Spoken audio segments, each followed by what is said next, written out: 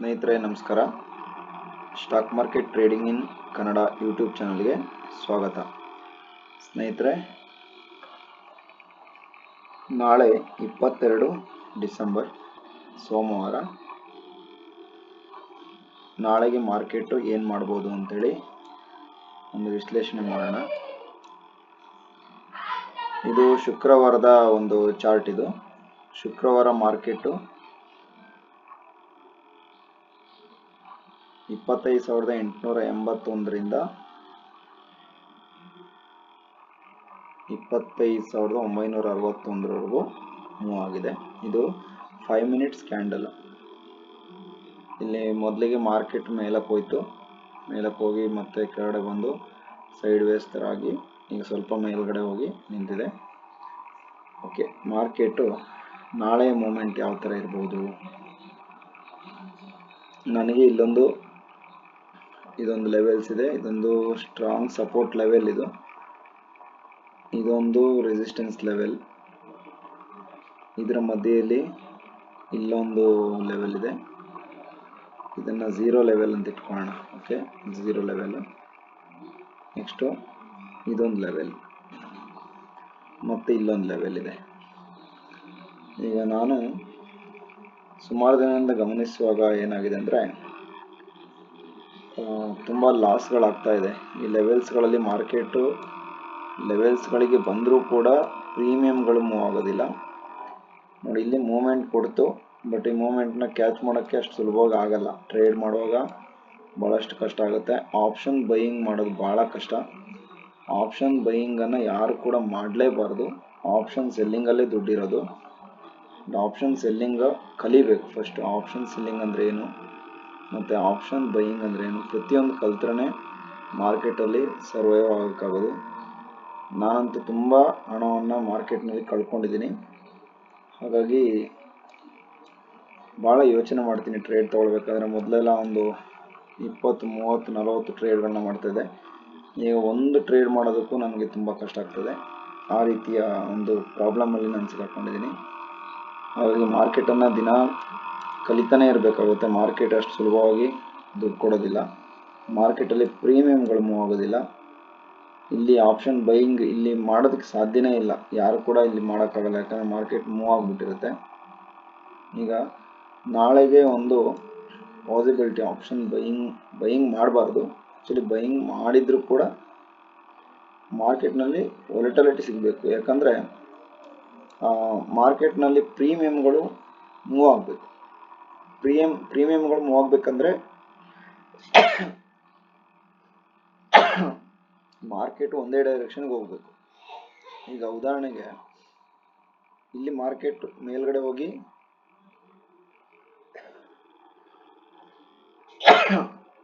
ಇಲ್ಲಿ ಮಾರ್ಕೆಟ್ ಕೆಳಗಡೆ ಬಂದಿದೆ. ಇಲ್ಲಿ ಕೆಳಗಡೆ ಬಂದಿದೆ ನೋಡಿ. ಕೆಳಗಡೆ ಬಂದು ಮತ್ತೆ ಸ್ವಲ್ಪ ಮೇಲಕ್ಕೆ ಹೋದರೂ ಆ ಪ್ರೀಮಿಯಮ್ ಅಲ್ಲಿಗೆ ಬರುತ್ತೆ. ಈಗ ಉದಾಹರಣೆಗೆ ಈಗ 90 ರೂಪಾಯಿ ಇರುವ ಪ್ರೀಮಿಯಮ್ ತೊಗೊಂಡ್ರೆ 100 ರೂಪಾಯಿ ತನಕ ಹೋಗಿರುತ್ತೆ. ನಾವು ಪ್ರಾಫಿಟ್ ಬುಕ್ ಮಾಡಿರಲ್ಲ, ಮತ್ತೆ ವಾಪಸ್ 90 ರೂಪಾಯಿ ಬಂದು ನಿಂತ್ಕೊಳ್ಳುತ್ತೆ. ಮತ್ತೆ ಪುನಃ ಅದು 100 ರೂಪಾಯಿ 110 ರೂಪಾಯಿಗೆ ಹೋಗೋದು ತುಂಬ ಕಷ್ಟ. ಓಕೆ, ತುಂಬ ಕಷ್ಟ ಇದೆ ಮಾರ್ಕೆಟ್ನಲ್ಲಿ ಸೈಡ್ ವೇಸ್ ಮಾಡೋದಕ್ಕೆ. ದೊಡ್ಡವರು ತುಂಬ ಪ್ಲ್ಯಾನ್ ಮಾಡಿ ಮಾಡ್ತಿರ್ತಾರೆ. ಹಾಗಾಗಿ ಆಪ್ಷನ್ ಬೈಯಿಂಗಲ್ಲಿ ಭಾಳಷ್ಟು ಕಷ್ಟ ಆಗುತ್ತೆ. ಆಪ್ಷನ್ ಬೈಯಿಂಗನ್ನು ಯಾರೂ ಮಾಡಬೇಡಿ. ಹಾಗೇಂತೇಳಿ ಆಪ್ಷನ್ ಸೆಲ್ಲಿಂಗ್ ಮಾಡೋದಕ್ಕೆ ತುಂಬ ದುಡ್ಡು ಬೇಕು. ಮೊದಲಿಗೆ ಆಪ್ಷನ್ ಸೆಲ್ಲಿಂಗ್ ಮಾಡಿದರೆ ಮತ್ತು ಬೈಯಿಂಗ್ ಮಾಡಿದರೆ ದುಡ್ಡು ಯಾವ ರೀತಿ ಬರುತ್ತೆ ಮತ್ತು ದುಡ್ಡು ಯಾವ ರೀತಿ ಕಳೆದೋಗುತ್ತೆ ಎರಡು ಕೂಡ ಕಲಿಬೇಕಾಗುತ್ತೆ. ಕಲಿತ್ರೆ ಒಂದು ಅಂದಾಜು ಸಿಗುತ್ತೆ, ನಾವು ಆಪ್ಷನ್ ಬೈ ಮಾಡಬೇಕಾ ಬೇಡ ಅಂತ ಒಂದು ವಿಷಯ ಸಿಗುತ್ತೆ. ಸದ್ಯಕ್ಕೆ ನಾಳೆ ಮಾರ್ಕೆಟ್ನಲ್ಲಿ ನನ್ನ ಇದುವರೆಗಿನ ಎಕ್ಸ್ಪೀರಿಯೆನ್ಸಲ್ಲಿ ಮಾರ್ಕೆಟ್ನನ್ನು ಟ್ರೇಡ್ ಮಾಡಬೇಕಾದಂಥ ಜಾಗ ನೋಡಿ. ನಾಳೆ ಇಲ್ಲೆಲ್ಲ ಮಾರ್ಕೆಟ್ ಇಲ್ಲೆಲ್ಲೇ ಓಪನ್ ಆದರೂ ಡೇಂಜರ್ ಮಾರ್ಕೆಟು. ಇದರ ಒಳಗಡೆ ಉದಾಹರಣೆಗೆ ಇಲ್ಲೊಂದು ಲೈನ್ ಹಾಕ್ತೀನಿ ನೋಡಿ.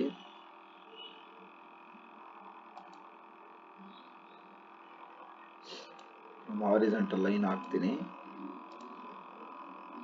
ಓಕೆ, ಯೆಲ್ಲೋ ಕಲರ್ಗೆ ಕನ್ವರ್ಟ್ ಮಾಡ್ಕೊತೀನಿ. ಯೆಲ್ಲೋ ಕಾಣಿಸ್ತಾ ಇಲ್ಲ, ಬ್ಲ್ಯಾಕ್ ಮಾಡೋಣ ನೋಡಿ. ಇದು ಮಾರ್ಕೆಟು ಶುಕ್ರವಾರ ಓಪನ್ ಆಗಿದ್ದ ಪ್ಲೇಸ್. ಓಕೆ, ನೆಕ್ಸ್ಟು ಅಂದರೆ ಇದೇ ಡೇ ಲೋ, ಇದನ್ನೇ ತಗೊಳ್ಳೋಣ. ಓಕೆ, ಇದು ಡೇ ಹೈ.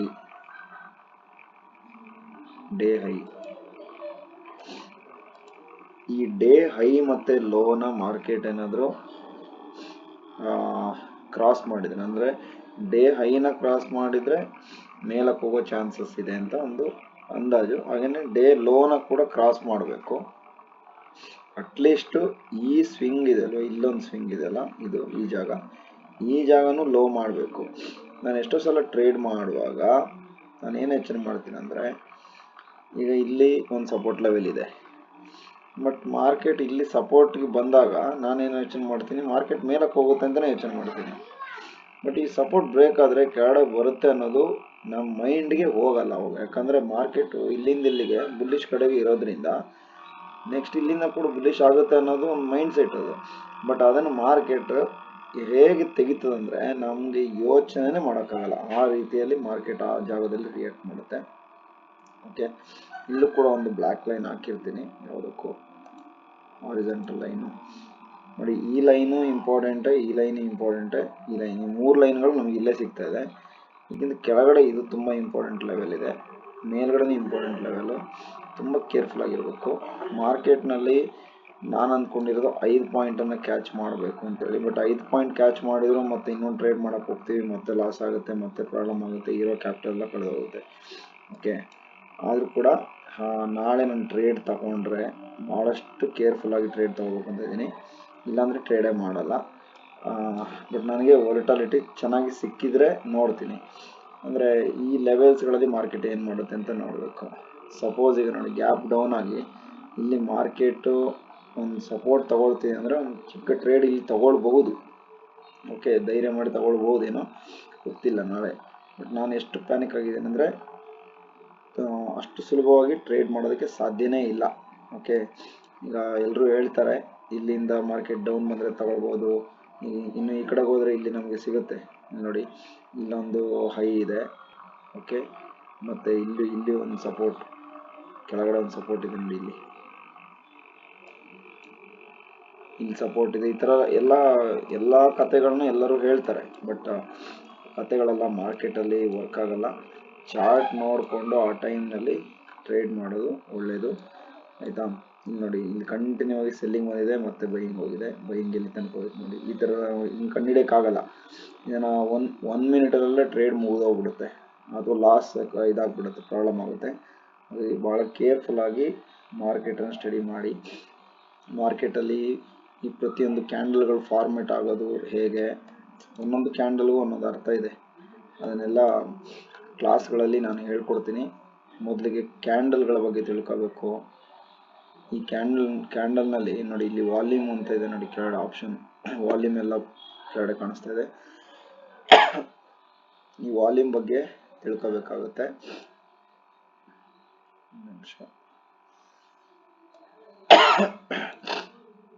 ನೋಡಿ, ಇಲ್ಲಿ ಒಂದು ಬುಲ್ಲಿಶ್ ಕ್ಯಾಂಡಲ್ ಇದೆ, ಆಯ್ತಾ. ಇಲ್ಲಿ ಗ್ರೀನ್ ಕ್ಯಾಂಡಲ್ ಇದೆ, ಕ್ಯಾಂಡಲ್ ಚಿಕ್ಕದಾಗಿ ಕಾಣಿಸ್ತಿದೆ, ಬಟ್ ವಾಲ್ಯೂಮ್ ಇಷ್ಟಿದೆ. ಓಕೆ, ಇಲ್ಲಿ ಇನ್ನೂ ಚಿಕ್ಕದಾಗಿ ಕಾಣಿಸ್ತಿದೆ, ಬಟ್ ವಾಲ್ಯೂಮ್ ಇಷ್ಟಿದೆ. ಇಲ್ಲಿ ದೊಡ್ಡದಾಗಿ ಕ್ಯಾಂಡಲ್ ಇದೆ, ವಾಲ್ಯೂಮ್ ಇಷ್ಟಿದೆ ನೋಡಿ. ಓಕೆ, ಈ ರೀತಿ ವಾಲ್ಯೂಮ್ ಪ್ರಕಾರ ನೋಡಬೇಕಾಗುತ್ತೆ. ಬಟ್ ಈ ಸದ್ಯಕ್ಕೆ 5 ನಿಮಿಷ ಕ್ಯಾಂಡಲ್ ಇಲ್ಲಿ 2,35,000 ಈ ಲಾಸ್ಟ್ ಕ್ಯಾಂಡಲ್ನಲ್ಲಿ ವರ್ಕ್ ಆಗಿದೆ.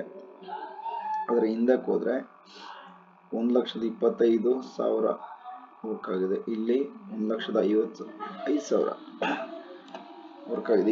ಈ ರೀತಿಯಾಗಿ ವಾಲ್ಯೂಮನ್ನು ನೋಡಬೇಕಾಗತ್ತೆ, ಮತ್ತು ಬೇರೆ ಬೇರೆ ಅನಾಲಿಸಿಸ್ಗಳು, ಮಾರ್ಕೆಟ್ ನ್ಯೂಸ್ಗಳನ್ನ ನೋಡಬೇಕಾಗುತ್ತೆ. ತುಂಬ ಕಷ್ಟ ಇದೆ ಟ್ರೇಡ್ ಮಾಡೋದು, ಸಿಕ್ಕಾಪಟ್ಟೆ ಕಷ್ಟ ಇದೆ. ಅದರಿಂದ ಪೂರ್ತಿ ಕಲಿತು ಟ್ರೇಡ್ ಮಾಡಿ. ಯಾವುದೇ ಕಾರಣಕ್ಕೆ ಅರ್ಧಂಬರ್ಧ ತಿಳ್ಕೊಂಡು ಟ್ರೇಡ್ ಮಾಡೋಕ್ಕೆ ಹೋಗಬೇಡಿ.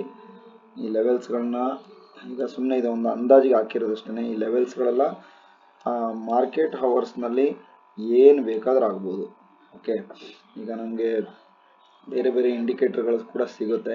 ಇಂಡಿಕೇಟರ್ಗಳನ್ನೆಲ್ಲ ನಾವು ಹಾಕಿ ಟ್ರೇಡ್ ಮಾಡೋದು ನೋಡಿ. ಇಲ್ಲಿ MACD ಇದೆ, MACD ಹಾಕ್ಕೊಂಡ್ರೆ ಇಲ್ಲಿ ಈ ಥರ ವಾಲ್ಯೂಮಲ್ಲಿ ಒಂದು ಲೈನ್ಗಳು ಬಂದಿದೆ. ನೆಕ್ಸ್ಟು ಬೇರೆ ಇಂಡಿಕೇಟರ್ಗಳು, ಸೂಪರ್ ಟ್ರೆಂಡೆಲ್ಲ ಮೊದಲು ನಾನು ಯೂಸ್ ಮಾಡ್ತಾಯಿದ್ದೆ. ಸೂಪರ್ ಟ್ರೆಂಡಲ್ಲಿ ಲಾಸ್ಗಳಾಗಿ ಅದೆಲ್ಲ ಒಂದು 25,000 ಕಳ್ಕೊಂಡು, ಇದೆಲ್ಲ ಭಾಳ ಕಷ್ಟ ಇದು. ಓಕೆ, ಸೂಪರ್ ಟ್ರೆಂಡ್ ನೋಡಿ ಇಲ್ಲಿ ಕಾಣಿಸ್ತಿದೆ. ಈ ಥರ ಎಲ್ಲ ತುಂಬ ಇಂಡಿಕೇಟರ್ಗಳ ಬಗ್ಗೆ ಗೊತ್ತಿದ್ರು ಕೂಡ ಮಾರ್ಕೆಟ್ನಲ್ಲಿ ಚಾರ್ಟ್ ಮುಂದೆ ಯಾವುದೂ ಇಲ್ಲ. ಆ ಟೈಮ್ನಲ್ಲಿ ಏನು ಬೇಕಾದರೂ ಆಗ್ಬೋದು. ಓಕೆ, ಇನ್ನು ಓಪನ್ ಇಂಟ್ರೆಸ್ಟ್ ನೋಡಬೇಕು ಮತ್ತು ಬೇರೆ ಬೇರೆ ಆ್ಯಪ್ಗಳಲ್ಲಿ ಬೇರೆ ಬೇರೆ ಮಾಹಿತಿಗಳು ಸಿಗುತ್ತೆ, ಅದನ್ನೆಲ್ಲ ನೋಡಿಕೊಂಡು ಸೆಟಪ್ ಮಾಡ್ಕೋಬೇಕು. ಮೇನ್ ಮೈಂಡ್ ಸೆಟ್ ಏನಪ್ಪ ಅಂದರೆ ಸ್ಟಾಪ್ ಲಾಸ್. ಯಾವುದೇ ಒಂದು ಟ್ರೇಡ್ ತಗೊಂಡ್ರು ಸ್ಟಾಪ್ ಲಾಸನ್ನು ಇಡಬೇಕು. ಸ್ಟಾಪ್ ಲಾಸ್ಗೆ ನಾವು ಫಿಕ್ಸ್ ಆಗಬೇಕು. ಸ್ಟಾಪ್ ಲಾಸ್ ಫಿಕ್ಸ್ ಆಗಿಲ್ಲ ಅಂದ್ರೇ ಪ್ರಾಬ್ಲಮ್ಮು. ಜಾಸ್ತಿ ಸ್ಟಾಪ್ ಲಾಸ್ ಕೊಡುವಂಥದ್ದು ಎಲ್ಲ ತೊಂದರೆ ಆಗುತ್ತೆ. ಸದ್ಯಕ್ಕೆ ಮಾರ್ಕೆಟ್ ಬಗ್ಗೆ ಯಾರಾದರೂ ಕಲಿಯೋರಿದ್ರೆ ಅಬ್ಸರ್ವ್ ಮಾಡ್ತಾ ಇರಿ. ಸದ್ಯಕ್ಕೆ ಯಾವುದೇ ಟ್ರೇಡ್ಗಳನ್ನು ಸುಲಭವಾಗಿ ಗೊತ್ತಿಲ್ಲದೆ ಮಾಡೋಕ್ಕೆ ಹೋಗ್ಬೇಡಿ. ನಿಮಗೆ ಗೊತ್ತಿದೆಯಾ, ಆಪ್ಷನ್ ಸೆಲ್ಲಿಂಗನ್ನು ಫಸ್ಟ್ ಕಲೀರಿ. ಆಪ್ಷನ್ ಬೈಯಿಂಗ್ ಯಾರು ಬೇಕಾದ್ರೂ ಮಾಡ್ಬೋದು. ಸೆಲ್ಲಿಂಗ್ ಮಾಡೋದಕ್ಕೆ ತುಂಬ ದುಡ್ಡು ಬೇಕು, ಬಟ್ ಆ ದುಡ್ಡನ್ನು ಹಾಕಿ ಮಾರ್ಕೆಟಲ್ಲಿ ಕಲಿಯೋದು ಭಾಳ ಕಷ್ಟ. ಅದಕ್ಕಿಂತ ಮೊದಲೇ ಮಾರ್ಕೆಟನ್ನು ಸ್ಟಡಿ ಮಾಡೋದು ಒಳ್ಳೇದು ಅಂತ ಹೇಳ್ತಾ ಈ ವಿಡಿಯೋವನ್ನು ಇಲ್ಲಿಗೆ ಮುಗಿಸ್ತಾ ಇದ್ದೀನಿ.